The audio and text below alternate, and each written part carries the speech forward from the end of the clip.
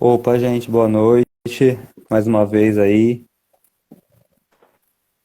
Salve. Agora, salve! Agora foi. Então, gente, obrigado aí pela presença, Sandro. Sem palavras aí, desculpa as falhas técnicas que a gente sempre tá tendo nessas lives, mas é isso, né? Vamos improvisando, vamos aprendendo uma ferramenta nova. A ideia é que hoje eu tô ocupando o lugar do Fernando, a aula do Fernando. Tô Estão ocupando esse espaço da aula de atualidades aqui para trazer esse convidado muito especial, nosso doutor, Sandro. Sandro, tá conseguindo me ouvir bem? Só um minuto. Beleza. Tá todo mundo conseguindo me ouvir bem, sem eco?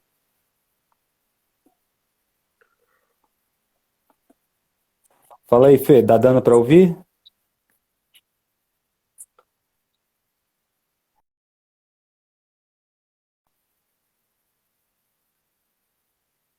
Hum, acho que o Sandro deu uma caída aqui, né?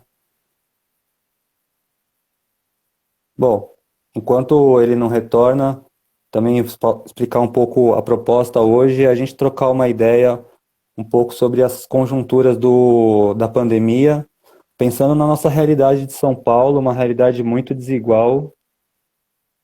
Deixa eu chamar aqui o Sandro.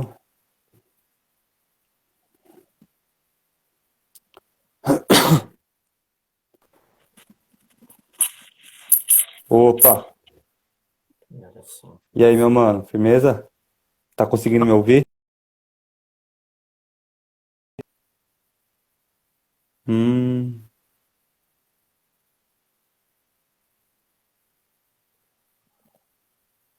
caiu aqui a conexão dele mais uma vez. Então, gente, como eu estava falando, hoje a ideia é a gente trocar um pouco sobre. Vamos ver se agora vai.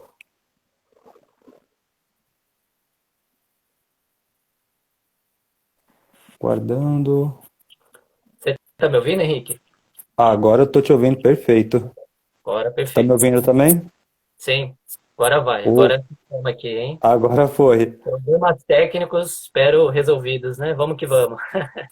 Agradeço o convite aí, a Vamos que vamos. satisfação de participar aí.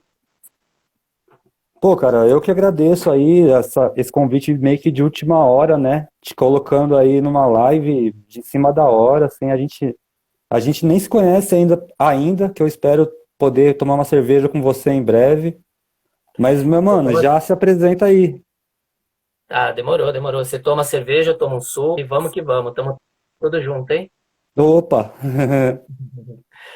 Bom, meu nome é Sandro, Sandro Oliveira, sou cientista social, educador popular e professor também, apesar de não estar exercendo esse ofício de professor aí nos últimos tempos. Sou morador aqui da Coab 2, de Itaquera, José Bonifácio, no extremo leste aí de São Paulo, e é isso, né? Estou aí doutorando em sociologia pela Unicamp, terminando aí mais esse ciclo aí de pesquisa, conhecimento, enfim, contribuindo aí com o pensamento social brasileiro. E vamos que vamos, né? Viemos aqui bater esse papo, acho que trazer alguns elementos do que a gente está observando, do que a gente está conseguindo entender e poder aprender junto aí nessa crise aí que a gente está vivendo. Estamos junto e misturado. Obrigado pelo convite, Henrique e Fernando. Ô, eu que agradeço, meu mano. É, já queria começar já trocando uma ideia mais especificamente sobre o que a gente veio falar, né? Que é a condição do trabalhador e dos moradores da periferia diante dessa novidade aí catastrófica que a gente está vivendo e como que isso é desigual, né? Essa frase aí, estamos todos no mesmo barco, é a maior mentira dos últimos tempos. Só não é mais mentiroso que o nosso verme que está na presidência, né? Então eu queria que a gente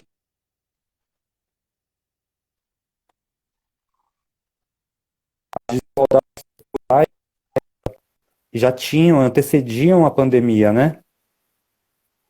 E aí, se você quiser também trazer um pouco do que é a sua pesquisa, apresentar um pouco pro pessoal. Não, pensei em trazer alguns elementos, sim, mas acho que primeiro, como o tema é condição de vida aí do trabalhador, né, a pandemia na vida do trabalhador na periferia, eu acho que o primeiro elemento que eu acho que a gente precisa levantar, né, é que a periferia, historicamente, ela tem sido lugar de reprodução da classe trabalhadora, né? Então, portanto, a classe trabalhadora, ela não se define apenas pela sua posição no processo produtivo, mas ela também se define, isso é muito importante, né, pelas condições de reprodução. Então, é na periferia que os trabalhadores moram, é na periferia que os trabalhadores procriam, né? Enfim, têm seus filhos e filhas e assim por diante, né? Eu acho que esse é um elemento importante, né?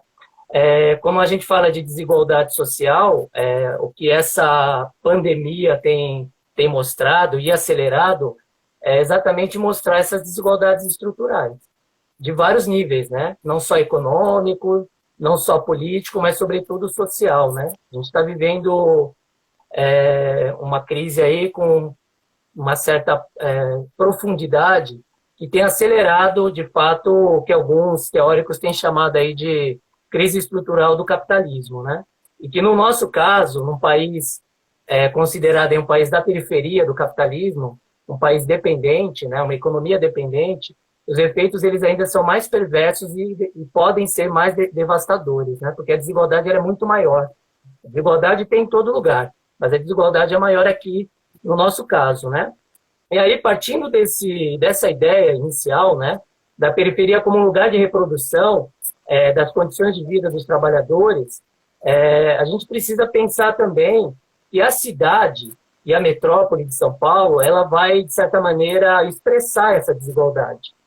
Então, a desigualdade no sentido de acesso à saúde pública ou mesmo à saúde privada. Se a gente for observar os mapas aí da cidade de São Paulo, os hospitais, os serviços de saúde, eles estão muito concentrados no chamado centro expandido. Eu sou morador aqui de Itaquera, né, da Coab 2 de Itaquera. Aqui no meu distrito não tem nenhum hospital. Há 2 hospitais em Itaquera, que é o Hospital Santa Marcelina e o Hospital Planalto. Então, só para você entender, a gente está numa região de mais de 500 mil habitantes. Se a gente for juntar aí o distrito de Itaquera, José Bonifácio, Parque do Carmo, que são os distritos que fazem parte dessa subprefeitura. Tem mais de 500 mil habitantes aqui. Quer dizer, 2 hospitais apenas é muito pouco, né? É muito pouco para uma região com tanta população, com tantos trabalhadores. Então, eu acho que isso mostra, o que eu venho também discutindo na tese, que existe uma condição socioespacial que define essa periferia, que é uma condição, ao mesmo tempo que é territorial, ela é espacial, no sentido de que a cidade ela está muito segregada no acesso aos bens e serviços, aos direitos essenciais para a reprodução da vida, né? E aí a gente sabe também que o emprego ele se localiza em determinadas áreas ou áreas, né, da cidade, ou determinadas zonas da cidade, como no próprio centro expandido, naquela região ali da Bernini, Paulista, né? Então, é tudo muito desigual, né? Acho que esse é o primeiro elemento para a gente pensar aí, que é a desigualdade que aflora com essa pandemia. Só um dado que eu pensei em só trazer aqui, compartilhar com todo mundo do cursinho, das 2 primeiras mortes que houveram aqui no Brasil, né? A primeira foi um porteiro aqui de São Paulo, um porteiro aposentado, e a segunda foi uma trabalhadora doméstica de 63 anos no Rio de Janeiro. E ela contraiu a Covid exatamente pelo fato de que os seus patrões, seu patrão e sua patroa, não havia liberado ela para ficar em casa, e ela era de grupo de risco. E o patrão e a patroa haviam acabado de chegar da Europa e estavam com a Covid. Então, ela contraiu a Covid, provavelmente o patrão e a patroa estão vivos, só que a trabalhadora doméstica se foi, né? Então, acho que esse é um primeiro elemento para a gente destacar. E aí, o que a pandemia pode mostrar para a gente, no sentido de desvelar ou de escancarar esses vários níveis de desigualdade que existem na sociedade, que é disso que a gente precisa tratar, tem mostrado que essas desigualdades elas são estruturais, né? Tem um amigo, a gente até te compartilhei o texto lá, a entrevista do amigo sociólogo Tiaraju, né? ele traz uma referência bem interessante do filósofo Paulo Arantes, que ele fala que a gente está vivendo o que ele chamou de tempestade perfeita, né? O que seria essa tempestade perfeita, né? É o agravamento e a confluência de 4 tipos de crise. A crise política, a crise econômica, a crise social e uma crise sanitária. É isso que a gente vai ter que encarar aqui no Brasil, né? E aqui, sobretudo, em São Paulo. E não sei se todo mundo está acompanhando aí, o mapa que a Prefeitura de São Paulo divulgou essa semana mostra que a periferia está sendo atingida, sim, pelas mortes da Covid. Quer dizer, quem não quis acreditar, quem está duvidando, né? Ela chegou e vai chegar com força. O nosso problema é que a gente não tem hospitais de campanha nas periferias, a gente não vai ter o atendimento que os ricos, né? E a classe média alta e as classes dominantes terão lá no Albert Einstein, né? No Sírio-Libanês, enfim. Esses aí podem se salvar. A questão é nós, e nós, como é que a gente faz, né? Então, Pois só para é, levantar esses mano. 2 elementos iniciais aí para a gente poder ir conversando. Pode crer. Eu queria até colocar que acho que o Adriano colocou lá em cima, né, que não é só a disponibilidade de hospital, mas é a condição desses hospitais, né? Então, Exatamente. muito sucateado. E se a gente pega esse mapa nefasto aí das mortes, né, que é um mapa meio assustador até. Eu moro aqui na Zona Norte, próximo a Brasilândia, então, que é o lugar que está com mais mortos.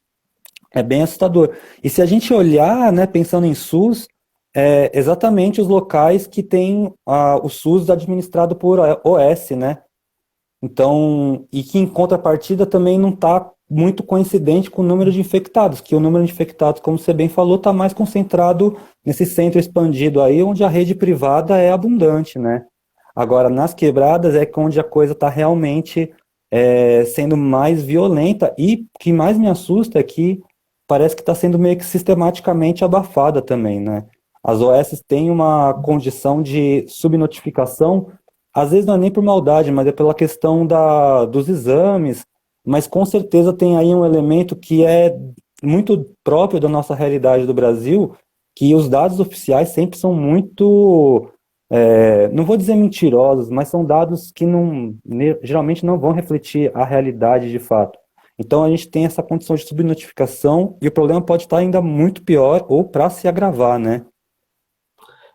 Eu acho que é por aí mesmo, o Henrique, se a gente for pensar, né? Porque, por exemplo, o sociólogo Francisco de Oliveira, ele fazia uma comparação muito interessante, que eu acho que cabe aqui para a gente refletir, né? Uma coisa é o que está acontecendo nas economias centrais do capitalismo, né? Europa, Itália, França, e agora os Estados Unidos, que virou o epicentro da proliferação aí do Covid, né? Outra coisa é o que acontece nos países dependentes, como o Brasil. Ele costumava fazer uma comparação muito interessante, né? Se lá na Europa, nos Estados Unidos, teve o chamado estado de bem-estar social, o que nós tivemos aqui foi o contrário, um estado de mal-estar social. O Brasil, tem toda uma história repleta de golpes, né? Poucos períodos aí de regimes ou períodos democráticos, enfim. E aí, se a gente for pensar, uma pandemia atinge a gente agora, né? Dessa proporção, com inúmeras desigualdades. Só para trazer um dado, né? A última pandemia que se tem notícia dessa proporção foi a chamada gripe espanhola, há mais de 100 anos atrás. Ela aconteceu entre os anos de 1918 a 1920, pós Primeira Guerra Mundial. Olha que coisa interessante. Essa chamada gripe espanhola, que é um nome totalmente equivocado, né, se a gente for observar, porque assim, a proliferação se deu a partir da Espanha. Só que assim, depois descobriram que o foco inicial da doença foi no estado do Tennessee, nos Estados Unidos. Essa coisa da guerra, da movimentação de militares, né, pelo mundo, acabou proliferando o vírus, e o vírus ele se propagou a partir da Espanha. E aí, olha que interessante, né, se a gente for pensar, a gripe espanhola, que é um nome totalmente equivocado, né, mas é um tipo de Covid, como a gente está enfrentando agora, mas é uma espécie de H1N1, né, se a gente for ver, que para a época não tinha como se precaver também, ela atingiu cerca de 500 milhões de pessoas no mundo. Um quarto da população mundial. E matou entre 50 a 100 milhões de pessoas, aproximadamente 1/10 da população mundial da época. Então, assim, a gente tem que estar preocupado. A gente sabe que o Brasil, as estruturas são frágeis, sobretudo para os trabalhadores de baixa renda, trabalhadores periféricos, né? Os mais pobres, a gente sabe que é muito desigual. E se ela se propagar, como pode se propagar, como tende a se propagar, a gente viu hoje também, né? O contexto político é desfavorável. A gente tem que enfrentar um vírus e tem que enfrentar um presidente que quer flexibilizar totalmente o isolamento, o distanciamento social. Porque eles querem impor o que eles estão chamando de isolamento vertical, que seria basicamente o isolamento dos idosos e grupos de risco. Ah, porque a economia não pode parar. Ah, porque os empregos são importantes. Quer dizer, não deu sequer um mês de distanciamento social, de quarentena, e tem empresas que já estão mandando embora os trabalhadores e trabalhadoras. Né?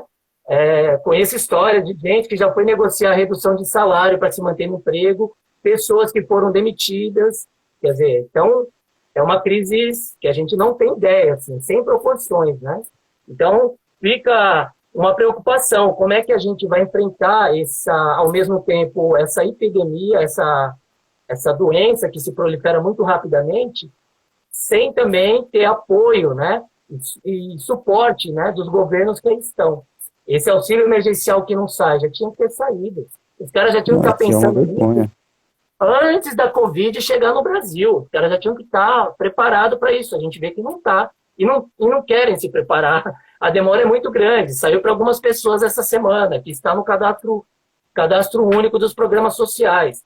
Só um dado interessante, dos trabalhadores e trabalhadoras que estão nesse CAD único dos programas sociais, 73% das pessoas inscritas são negros e negras. 73%.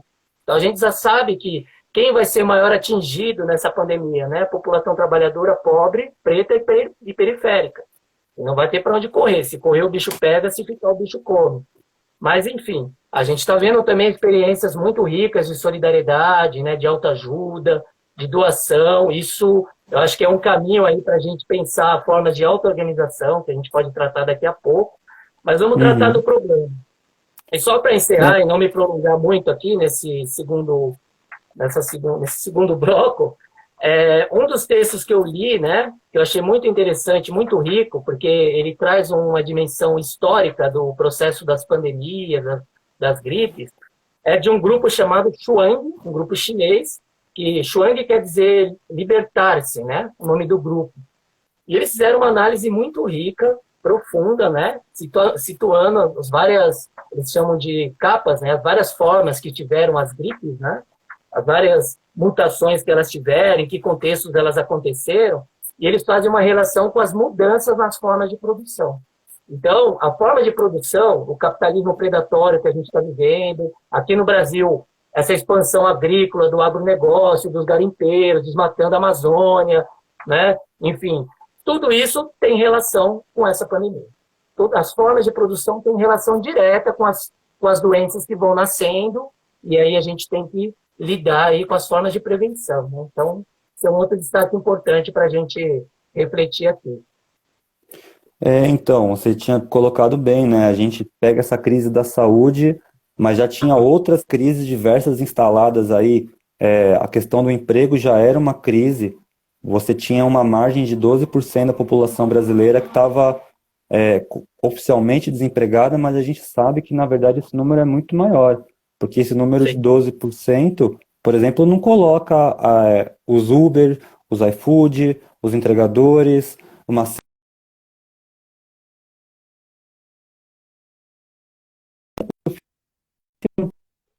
das contas. Então, se a gente fosse pegar o número real mesmo de trabalhadores no Brasil que não conseguem pagar suas contas no final do mês, isso ia para 20 milhões, assim. E esse número já estava posto antes da pandemia. Então, essa história aí que o governo federal conta agora que a pandemia está colocando o emprego em risco, na verdade, o que colocava o emprego em risco lá atrás era o próprio governo. O emprego já estava em risco com esse governo. Agora tem uma pandemia que vai virar, e é uma leitura possível, vai virar a desculpa perfeita para esse governo federal nefasto genocida, né? E isso me preocupa muito, como que as narrativas vão se amarrar a partir de então, porque a Algumas crise pessoas. política estava posta. Pode Sim. falar. Desculpa, Henrique, é que o seu vídeo estava travando. Aí eu não sei se está chegando para todo mundo. Aí eu estou perguntando aqui se as pessoas estavam te ouvindo, né? Ah, tá. Deu uma travada aqui no seu, mas também achei que tá tudo, agora tá indo. Você Tá, tá me ouvindo ainda? tô te ouvindo bem. E você me ouve bem também, né? Sim, agora Tá. tá indo. Isso é um ponto interessante, né? O desemprego 12%, que a gente sabe também que é subdimensionado, esse dado do IBGE, isso no geral, que variando, tendo uma variação por região no Brasil, tem lugar aí que está 17%, 20%, né? Amapá, por exemplo, Pará, os índices sobem, né? O 12% é a média do país, né?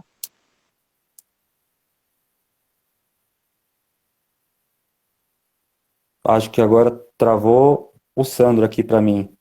Travou pra mais alguém aí, gente? Podem dar um toque?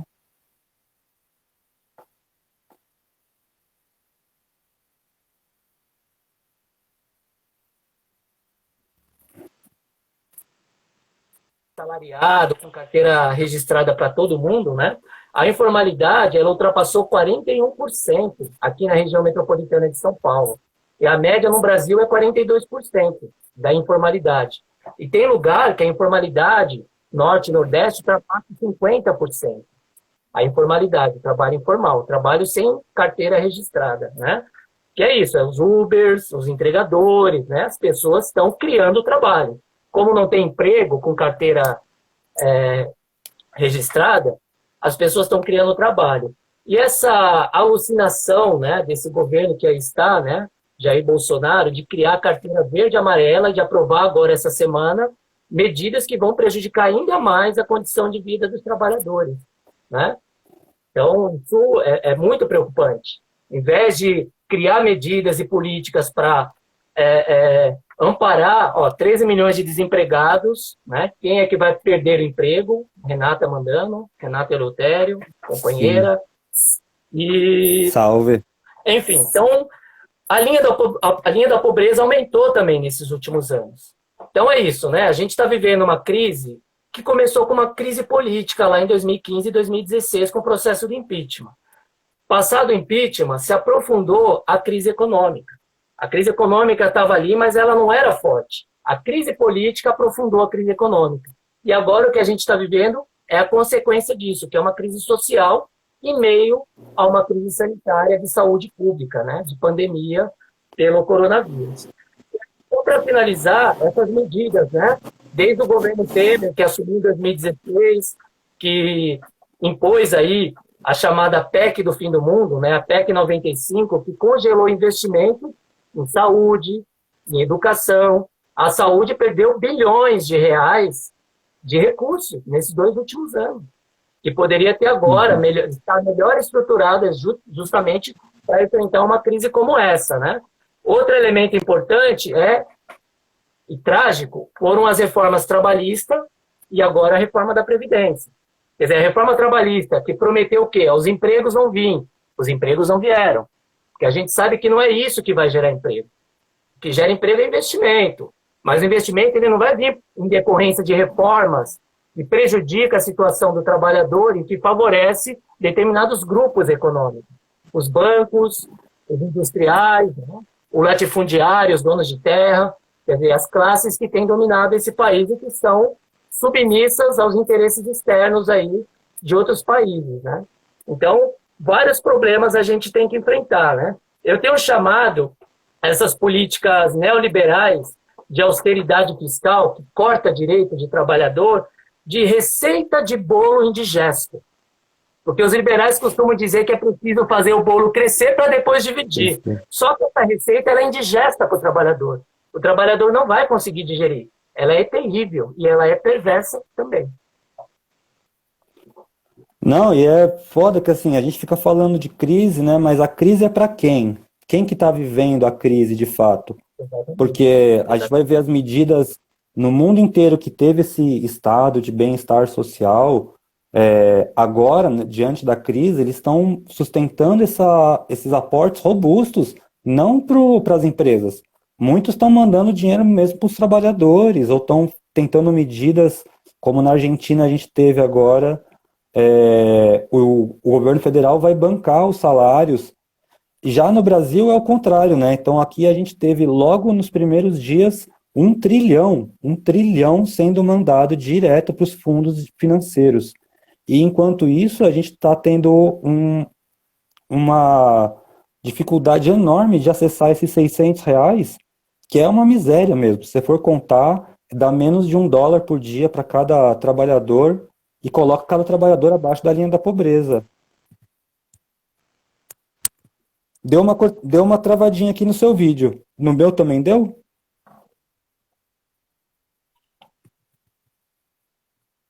Ou não? Aqui seu vídeo está travado, Sandro. Bom, mas só para colocar também que essas medidas que o governo federal tem tomado, na verdade, elas vão na contramão de tudo que tem sido feito no mundo, né? Agora eu tô te ouvindo. Você está ouvindo, Henrique? Tá conseguindo me ouvir?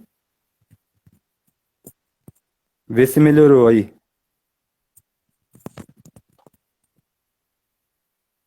O som tá bom?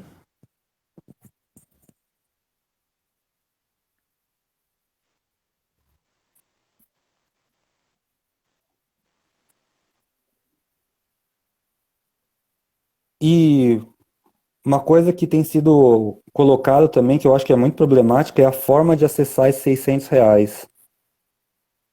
Agora aqui foi para mim, Sandro. Tá Ah, aparecendo. parece que o meu que estava dando problema. A Débora está sinalizando aqui. A ruim, eu acho que Deu é uma tá travadinha. ruim. A minha internet, ela tem oscilado muito aqui, né? Isso já é também uma amostra de como a segregação se dá na cidade, né? As periferias, a internet é terrível, né? Nas periferias é Pois é, sempre... quem que pode trabalhar EAD? Não é? Quem que Quem que pode pode trabalhar à trabalhar? distância? Pois é. Quem que Tem pode lugar, estudar EAD, né? pois é, tem lugar que nem tem.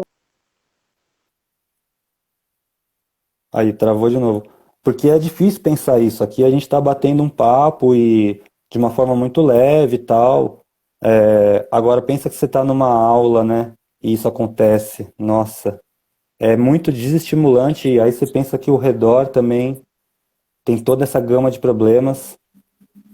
Agora voltou aqui. Você está me ouvindo, Sandro? Tá, aqui voltou também. Aqui voltou também. Beleza. Então, eu queria também te perguntar um pouco o que que você está achando das respostas dos estados. Como que você está enxergando isso? E aí também pegar um pouco o gancho para falar das iniciativas das redes de solidariedade que estão se formando.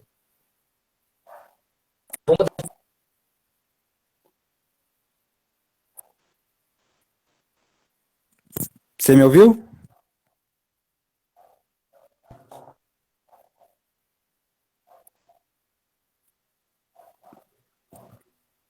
Ixi, travou aqui total o vídeo do Sandro para mim. Para mais alguém travou?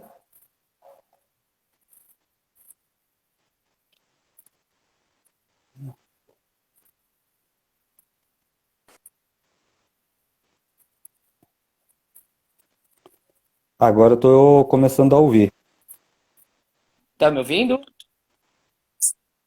Tá, eu vim para perto do modem aqui, porque eu acho que o sinal tá ruim. A imagem não fica muito boa aqui. Eu estou vindo para a sala aqui, eu estava no quarto. Só que eu acho que melhora o sinal, né? E aí Agora eu estou te conta. ouvindo perfeito. Você está me ouvindo Atende bem? aqui o telefone, acho que é o Juninho, mãe. Mãe, é o Juninho, ele tá ligando aqui, só que eu tô no celular. Atende lá, por favor. Eu tava no quarto, mas faz Mas é parte, né? isso, vamos. Estamos aqui na quarentena, estou com a minha mãe, Dona Vera. Minha mãe é grupo de risco, não pode sair, então a gente tem que ficar de olho aqui, né? Fazer tudo Tá certo, possível manda um para... beijão para ela aí. Mando sim, mando Temos que sim. cuidar, né, das nossas Tamo junto, famílias hein? também. Eu Tô perto tô do molde. Tô distante perto do da molde, minha. Arielle. Arielle, querida Arielle, hein? Tá aí, hein? Eu tô numa condição como tem uma mana que mora comigo que trabalha na área da saúde, eu tô totalmente impedido de ver minha família. Renata, Então, Murilo. Sandro, ia Manda colocar aí, para manda você aí. também, o que que você tá achando? O que que você está achando das políticas mais locais, né, das prefeituras, principalmente da Prefeitura de São Paulo, e se você acha que é suficiente, que ela é adequada, e como que você está vendo as redes de solidariedade que estão se formando agora? Sim. Não, boa questão. Acho que é fundamental para a gente apontar alguns elementos aí, né? Eu faço parte aqui também de um grupo chamado Centro de Estudos Periféricos, aqui da Unifesp da Zona Leste, né? E que a gente chama carinhosamente e depois eu posso mandar para vocês aí, fez uma, uma proposta, né? Uma série de medidas de como atuar, como algumas coisas podem ocorrer na periferia, né? E aí algumas delas eu listei aqui para socializar com vocês, que é, primeiro, né, a montagem de hospitais de campanhas em escolas e terrenos ociosos nas periferias. Então, a gente viu que 2 hospitais foram montados, um no estádio do Pacaembu, outro hospital lá no AMB. E as periferias? Cadê os hospitais de campanha? Porque a gente considera que aqui vai crescer também. Quer dizer, eles estão concentrando aonde sempre concentram os recursos, né, os investimentos públicos e privados, e a periferia me parece que tem sempre ficado à deriva desses investimentos, né? Segundo ponto, né, a distribuição de água e kits de higiene de prevenção.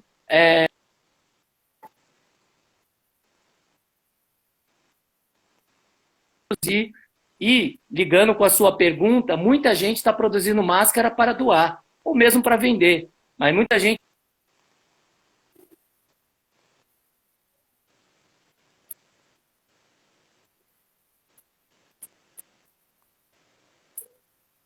o gel, que não é fácil de acessar, nem todo mundo tem dinheiro para comprar, né? Isso é fundamental também. Terceiro ponto, que eu acho que poderia ajudar aí os trabalhadores na periferia, seria a suspensão durante um determinado período dos aluguéis e prestação de imóveis. Já que os salários vão ser reduzidos e muita gente está perdendo emprego, seria uma medida importante, porque é isso, né? As pessoas precisam morar, mas elas precisam comer, elas precisam se reproduzir, né? Então, nesse momento, é importante pensar a suspensão durante um período dos aluguéis e também de prestações de imóveis. Quarto item seria a campanha de conscientização nas periferias, com carro de som. Quem tem tomado essa iniciativa são os próprios moradores da periferia. Aqui na Coab 2, por exemplo, trabalhadoras e trabalhadores do SUS aqui, do posto de saúde, rodaram esses dias com carro de som para informar a população. Lá na favela de Paraisópolis, por exemplo, a comunidade está muito bem organizada, ainda assim está enfrentando uma proliferação grande de Covid agora lá, e eles se organizaram por ruas, né? Eles chamam de presidentes por rua, e eles conseguem acompanhar 23 mil moradias. A forma de organização que eles têm feito lá em Paraisópolis, ela é impressionante, com a participação assim de muita gente, acompanhando as pessoas, incentivando ao distanciamento social, né? O fica em casa, enfim. E levando também ajuda, como cesta básica, isso é importante, né?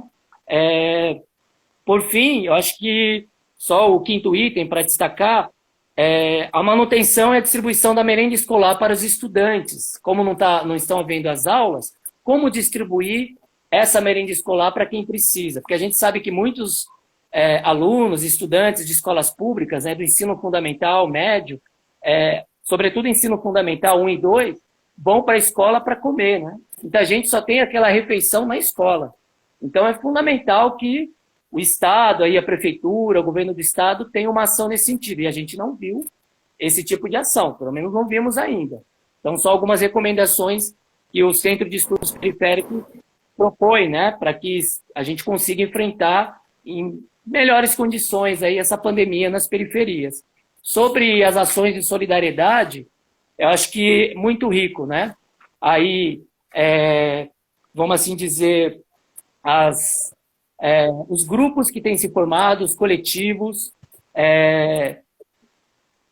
fazendo doações para arrecadar arroz, feijão, e formar uma cesta básica e distribuir nas periferias, né? Times de futebol estão fazendo isso. Aqui na Quebrada, o time de futebol se reuniu com...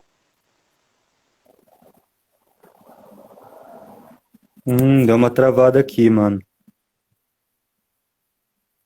Vou aproveitar que deu essa travada, não sei se meu travou também, mas eu queria deixar um salve aí, que eu vi que entrou o Robert Maia aí, meu antigo aluno. Ele é de Paraisópolis, então deixar um salve aí pra ele que tava na live, não sei se ele tá ainda, na real, se tiver, deixa um comentário aí embaixo. Deixa aí que a gente vai analisar com certeza agora e voltou. vamos debater depois. Tá travando, Voltou né? aqui. Deu Voltou. uma travada quando você tava falando dos times de futebol. Sim, que os times de futebol aqui da Quebrada têm se mobilizado também, no sentido de fazer uma arrecadação de alimentos essenciais, né? E distribuir cestas básicas. E a gente está vendo isso em vários lugares. Então, os movimentos de favela, né? A CUFA, você tem também a UNAS lá em Paraisópolis fazendo ações muito interessantes. Quer dizer, acho que em toda a cidade isso está acontecendo, ações muito importantes. Penso eu que dessas ações, que são ações espontâneas, movidas por um sentimento de solidariedade, né, de ajuda ao próximo, que a gente possa daí tirar alguma forma de organização, de auto-organização de trabalhadores e trabalhadoras na periferia. Porque é isso, né? Isso tem reforçado aquele velho jargão nosso, né? O nós é nós por nós, né? E é nós por É nós nós, por nós. literalmente. É nós por nós, porque o Estado Mais demora do que para nunca, chegar, né? provavelmente não vai chegar. O auxílio emergencial ainda não saiu nem para o primeiro grupo que está cadastrado lá no CadÚnico, né? Quer dizer, é muita demora, enquanto o governo federal já liberou mais de 1 trilhão e 200 bilhões para os bancos, para salvar os bancos nessa crise, e o recurso não é liberado para o trabalhador informal, para o trabalhador que está se virando, né? Que não tem emprego fixo, né? Então, é muita tristeza de ver essas condições. E aí, eu acho que dois comentários rápidos, Henrique, que eu acho que é importante destacar, né? Nas primeiras semanas da quarentena aqui em São Paulo, pelo menos aqui no meu bairro, houve um respeito, assim, as pessoas, elas fizeram a quarentena. E ela acabou meio que se relaxando no decorrer do tempo, né? Por vários fatores. Uma, pelo fato das pessoas desacreditar se é tudo isso mesmo, né? Outra, pelo tensionamento que o governo federal tem feito, né?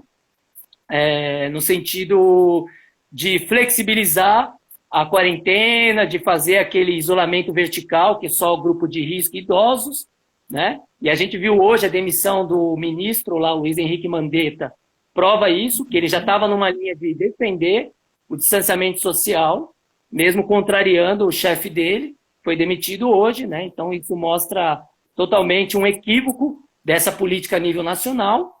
Essa semana, o Supremo Tribunal Federal votou que estados e municípios têm autonomia para decidir sobre a quarentena e as formas de isolamento, porque o governo federal queria controlar também estados e municípios. A gente está acompanhando aí as tretas, né?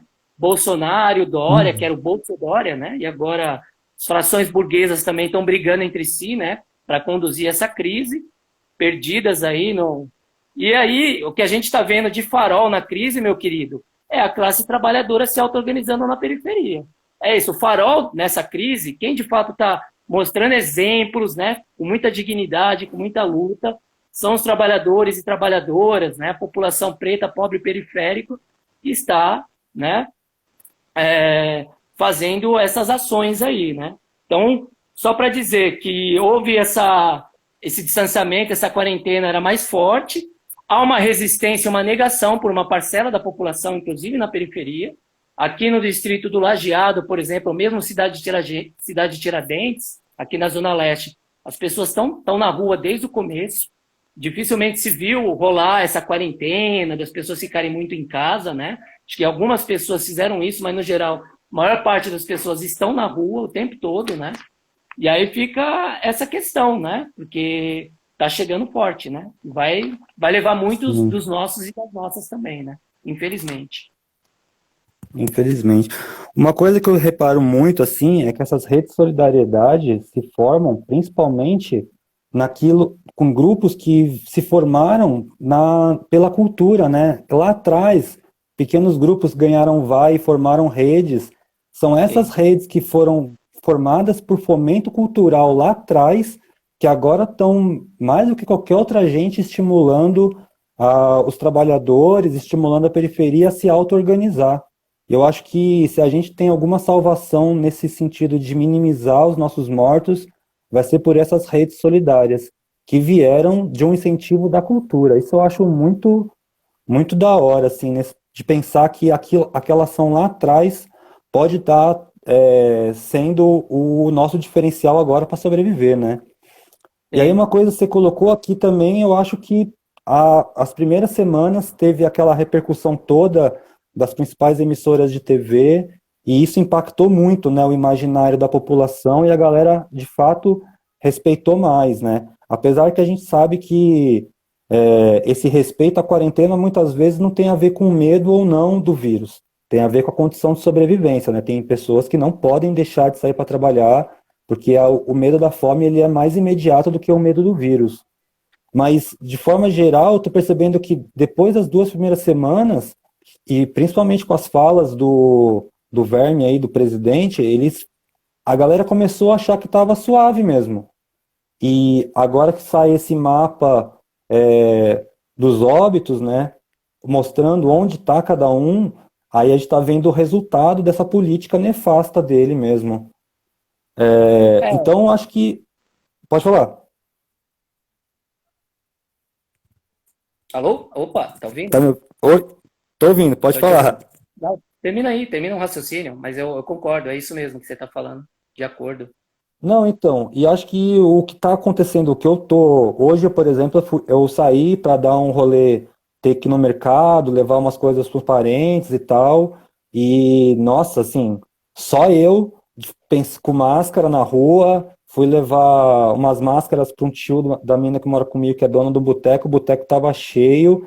O boteco tava cheio na rua, né? Porque não pode entrar. Mas aí estabelece aquela barricadinha, né? E vai atendendo o pessoal. E aí você olha assim, você está de máscara, a galera dá uma olhada assim, aquele olhar, você tá ligado, né? É estranhamento mesmo. Então, eu tô muito assustado com relação a isso. Eu acho que a gente perdeu a força dessa tentativa de isolamento social, que já não seria possível aderir, como você bem ressaltou, os países tinham essa política de bem-estar social, de fato conseguiram aderir. A gente não conseguiu, a gente não está tendo nenhum tipo de respaldo financeiro mesmo, de entrada de capital, um monte de justificativa absurda, uma delas é o teto de gastos, né? Só que o 1 milhão, 1 trilhão e 200, 1,2 trilhões que você ressaltou foi colocado do dia para a noite na base da canetada, sem nenhum tipo de teto de gastos ou nada assim, sem nenhum tipo de problematização. Então a gente percebe que o problema não é a economia, assim, não é falta de dinheiro e não é falta de percepção de que o problema é grave. E a crise, para quem que vai ser essas crises, né, que vão vir? Tá me ouvindo? Henrique, acho que tá oscilando a internet, pessoal. Acho que Agora cortou, né? tá oscilando bastante, mas agora te ouvi. Tá. Então, acho que Tá me ouvindo total, agora? assim, concordo em número, gênero e grau, né? Acho que não dá para generalizar. A condição dos trabalhadores, elas são diferentes. Os trabalhadores, a classe trabalhadora é muito heterogênea. Como eu falei, 41% está na informalidade. Desses trabalhadores que estão na informalidade, é o que você falou, muita gente tem que sair para trabalhar porque ganha o pão de cada dia na atividade. Se ele deixa de fazer aquela atividade, ele não ganha, né?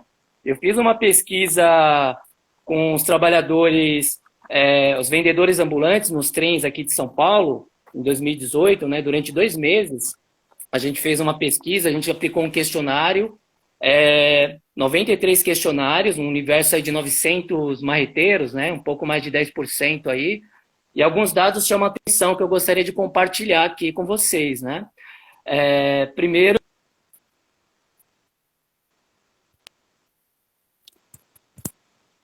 Sandro.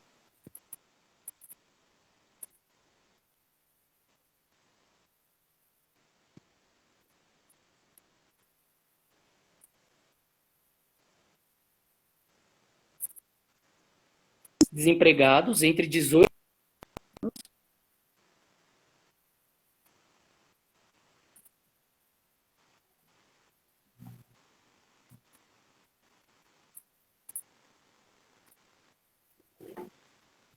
Sandro, acho que seu áudio travou aqui um pouquinho.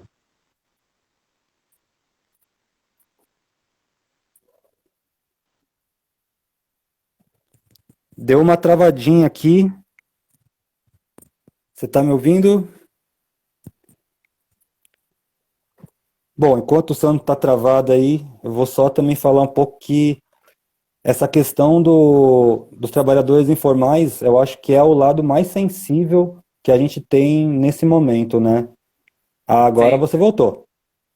Tá, eu voltei. Tá travando, eu acho que é o sinal aqui, a internet não tá lá aquelas coisas, né? Eu estava falando, então, a maioria são jovens, de 18 a 25 anos, 47% estão há mais de 2 anos vendendo nos trens, exatamente porque não tem outra alternativa. Inclusive, em torno de 15% faz o trabalho de vender nos trens e tem uma outra ocupação. É muito curioso isso, né? As pessoas são várias estratégias para poder ter uma renda a mais ali no final do mês. Isso é a condição de precariedade, né, do trabalho, né, dos trabalhadores. A jornada de trabalho desses marreteiros no trem, elas têm uma variação, né, de 8 horas, 25% fazem 8 horas por dia, 14% 10 horas e 27% trabalham mais de 12 horas por dia, né, para ganhar em média R$ 100 por dia, né, mais ou menos que eles conseguem, como eles dizem, faturar, né. E aí, nessa condição de pandemia, que muitos trabalhadores deixam de circular, como é que fica esses trabalhadores que dependem, né, da circulação, que dependem do trabalhador que circula para comprar o chocolate, comprar ali aquela mercadoria, né? E a gente está vendo que o auxílio emergencial do governo não sai, é muito demorado. Só que 1,2 trilhão já saiu para os bancos, né? Foi muito rápido. A gente vê que a prioridade é para os ricos, como sempre, né? O Estado é Estado mínimo para os pobres, Estado máximo para os ricos, né? Exato. É isso que a gente vive no Brasil, né? Exato. Uma colega minha, colega nossa da CEPUSP, né, que também dá um trampo vendendo café e tal, a Conte, ela estava contando que o drama dela não era não sair de casa, mas é que ela saía e não conseguia vender. E aí era tipo todo esse debate, fala, puta, fica em casa e ela não poder ficar. E isso ressalta que é foda o bagulho, Vivo tipo, de quem que é o sofrendo. trabalhador essencial?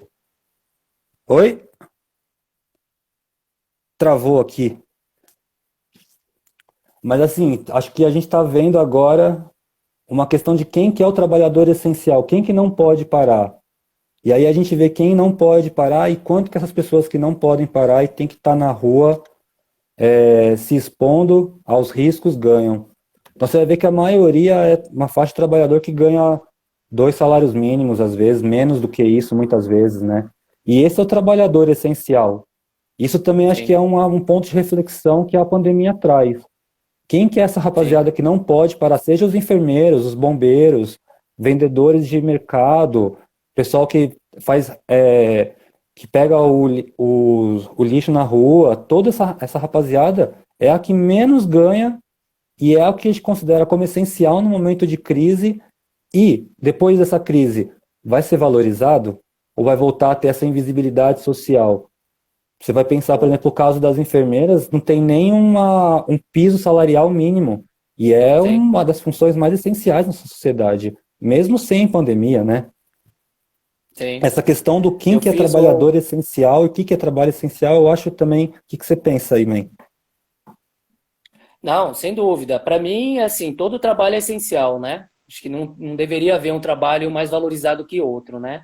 Quem cria esse tipo de distorção é o processo capitalista, né? Que estratifica os trabalhadores por meio de salários, né? O médico ganha, sei lá, 15, 20 mil reais ou 8 mil reais e uma trabalhadora doméstica ganha R$ 1.000 por mês, né? Então, claro que, evidentemente que tem níveis de conhecimento, né? de estudos aí que são diferentes, né? Mas a distância ela não poderia ser tão grande, né? Mesmo entre os próprios trabalhadores, né? Vamos assim dizer, né? Eu também fiz grupos focais na minha pesquisa, né? Entrevistei trabalhadoras domésticas, trabalhadores do telemarketing, né?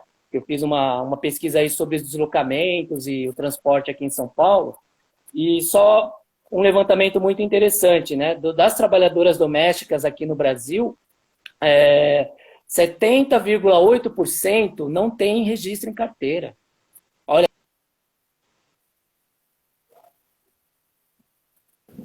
Deu uma travadinha aqui. Mas é essa a realidade mesmo, né? Muitos trabalhadores não só não têm registro, como ou então com um registro precarizado nessa função de terceirizado.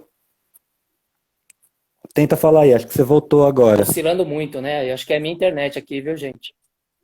Tá muito... voltei. Eu estava falando das trabalhadoras domésticas, né? Falando aí de trabalhos essenciais, né? Eu falei que o primeiro caso, a segunda morte no Brasil oficial foi de uma trabalhadora doméstica.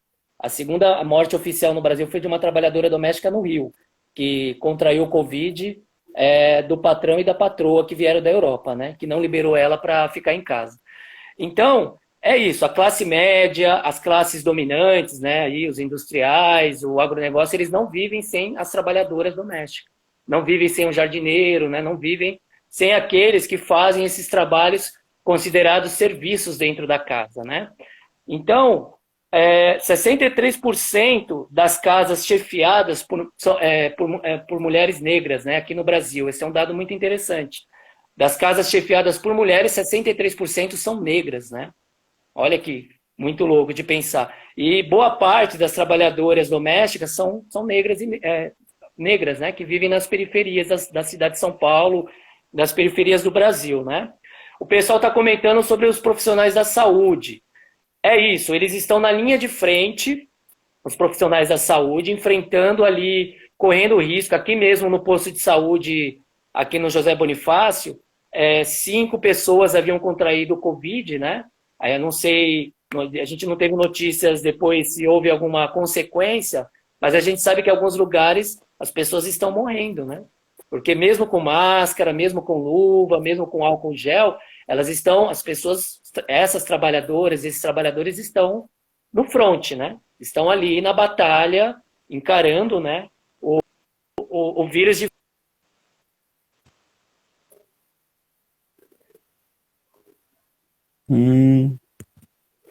Deu uma travada aqui. Mas só respondendo aí a pergunta do Fernando, eu não acho que vai ter um aumento de emprego, muito pelo contrário, eu acho que a gente vai ter uma queda e uma precarização do trabalho absurda, principalmente com essa carteira verde e amarela que colocam agora, que na verdade é uma condição de trabalho subregistrado em que o trabalhador está muito mais vulnerável, porque não tem nenhuma outra entidade, como um sindicato ou uma outra associação que proteja ele. E a gente já estava vivendo um movimento de uberização do trabalho, né? De cada vez mais informalidade, só que essa informalidade high-tech agora. Então eu acho que a gente vai ter um índice de desemprego muito grande daqui para frente e a partir daí vai ter uma retomada, mas uma retomada como subemprego. Empregos que, como CLT, registrado, essa realidade vai tender a diminuir cada vez mais, como já vinha diminuindo antes da pandemia. É importante também saber ressaltar isso. Esse emprego ele já estava em risco antes da pandemia. A pandemia ela só acentua esse problema. A pandemia agora eu tô te ouvindo. Processo, né? Sim, a pandemia ela acelerou esse processo dessa crise social. Só um dado interessante, eu pesquisei 40 empresas de ônibus aqui, falando em transporte, né? Só para dialogar aqui, né? E visitei 2 delas, né? Uma em Guarulhos, outra em Osasco, para conhecer como funciona e tal, né? E aí alguns dados que eu consegui levantar que chamaram a atenção, né? Por mês, uma das empresas que eu consegui a informação, né? Eles conseguem faturar por ônibus cerca de 90 mil reais. Não, 90 mil reais? Não, desculpa. 35 mil reais por ônibus. 35 mil reais por ônibus. A empresa, eu fiz uma conta, né? Lá, uma empresa que tem 216 ônibus. Se ela fatura 35 mil reais, por mês, ela fatura 8 milhões e 900 mil. Por ano, são mais de 90 milhões de reais. Então, essa coisa de que algumas empresas não têm dinheiro para bancar o trabalhador para ficar em casa, isso é mentira, gente. As grandes empresas, o grande capital, têm condições de segurar, sim. As que não têm são as pequenas empresas, o pequeno comércio, essas não têm. Essas precisam de ajuda do governo para manter os empregos, né? E algumas médias empresas também não têm. Agora, as grandes empresas, elas têm recurso para manter o trabalhador, para fazer uma situação, né? Vamos enfrentar uma crise, é uma guerra que a gente está enfrentando, enfim. Como o pessoal está destacando aí, a pandemia acentuou todos os problemas que a gente tinha, exatamente isso, a Ana Carvalho, né? Acentuou a crise social, a crise econômica e a crise política, né? O grande problema é que, numa pandemia como essa, as pessoas vão morrer mais rápido. Vão morrer muito mais rapidamente, né? Esse é o grande problema, né? E aí eu queria trazer um conceito do Achille, só rapidinho, um conceito do Achille Mbembe, né? Que ele trata, que é a necropolítica. A necropolítica é isso, é a política da morte. A política que está sendo realizada por essas políticas de austeridade fiscal, as políticas neoliberais que não deram certo na década de 90 e não vão dar certo agora, não tem como dar certo, elas acentuam o genocídio, a política da morte, as pessoas que vão morrer numa crise estrutural do sistema capitalista na periferia. Como a Ana Carvalho bem destaca aí, exatamente, essa é uma das medidas que deveria ser encampada pelo governo que aí está, que é taxar as grandes fortunas. As grandes fortunas. Você resolve o problema do Estado. O problema é a arrecadação, o problema é não aumentar os impostos, cria imposto para quem pode pagar. Porque quem paga imposto nesse país é trabalhador, né? A gente paga imposto no consumo, a gente paga de renda, a gente paga imposto disso, daquilo, né? Agora, as grandes empresas, elas só negam. Elas não pagam o INSS, né? Só negam impostos, enfim. Depois negocia com o governo perdão. O Temer deu perdão, o Bolsonaro deu perdão, né? No geral, eles dão perdão aí para as empresas. Não, então, pegando um gancho da pergunta do Alê, lá em cima, que ele falou que não teria um colapso na economia, eu acho que não, porque a economia vai chover dinheiro do Estado para bancar essas grandes empresas. O colapso é da vida, a crise vai ser da nossa vida. A acentuação dessa necropolítica que já está, nesse momento, escolhendo quem vai morrer quando decide fazer um hospital de campanha no Pacaembu e o outro no AMB, e se a gente pega no mapa, esses dois hospitais de campanha não tem, acho que nem 5 quilômetros de distância em linha reta entre um e outro, né? Pode parecer muito distante por causa do trânsito, mas em linha reta eles são muito próximos, e eles estão envoltos na maior estrutura de saúde privada, que é do Brasil, que é essa estrutura que tem no centro expandido. Então, isso é a necropolítica do Achille Mbembe, que eu não sei falar o nome dele, se eu falei errado, desculpa, mas essa é a necropolítica aplicada agora, na nossa cara. A economia vai continuar, a economia, depois de ter passado por uma crise estrutural, vai se reerguer, mas o que não vai se reerguer é a vida das pessoas que vão ter que passar por esse amontoado de crises junto, né? Sim. E aí uma coisa importante que você destacou, Henrique, que é fundamental, é exatamente essa concentração de hospitais e de esses hospitais de campanhas a menos de 5 quilômetros, né, entre o AMB e o Pacaembu. E olha que interessante, isso reflete exatamente... Você está ouvindo? Estou ouvindo, quer dizer, agora travou.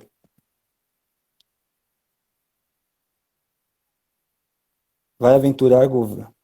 Gente, deixa eu falar uma coisa aqui para vocês, muito rápida, que o Instagram acabou de me avisar que eu tenho 21 segundos restantes. Tá me ouvindo, Sandro? A gente vai ser chutado aqui daqui a pouco. Mas aí, quando a live cair, eu vou colocar para salvar